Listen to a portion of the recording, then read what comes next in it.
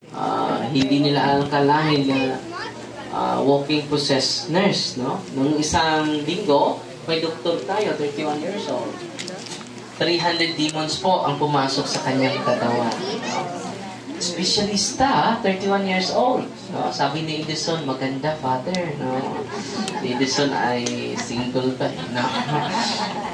Tinanong namin si Doc, single ka ba rin, Doc? Oo. No?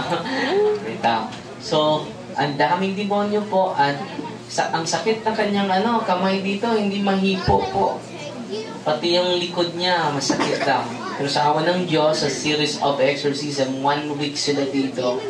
Sa series of exorcism po, nawala po lahat ng sakit ng kanyang kamay at sa kanyang likod.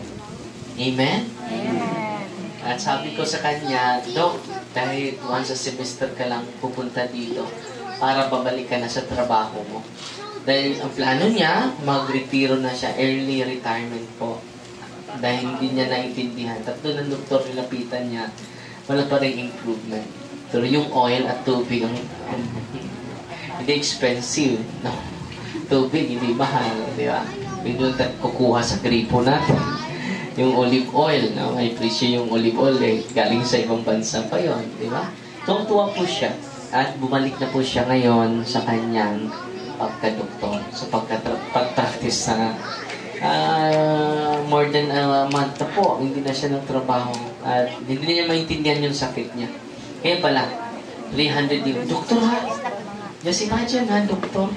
No? Na-amaze na sila lahat eh. Nandyan yung tatay niya, last week, yung nanay niya, yung mga kapatid niya. Tinutulungan talaga dahil isa sa mga requirements na mabuo yung pong pamilya po. At kung may mga misunderstanding, it will lead us to reconciliation and prayer to one another and blessing to one another. Amen? Amen! So mamaya lalabas ako, magsulin muna ako for exorcism, then may nakalinya po. Then after that, lalabas ako mamaya, ibibigay ko po sa inyo yung sacrament of anointing of the sick. At then nakatanggap na po kayo ng katawan ni Kristo, hindi ko na ibibigay sa inyo yung anointing of the sick na. Okay? And then tatawagin yung mga pangalan ninyo ngayon. No, yung unang lista po, may unang matawag. Father, no, pahuli kami, hindi pahuli ka din. Pasensya na po, no? Dahil we promote justice, no? Walang paunahan dito. Amen? Because we are loved by God equal. The love of God is equal, no? Patas po yung pagmamahal sa ating lahat.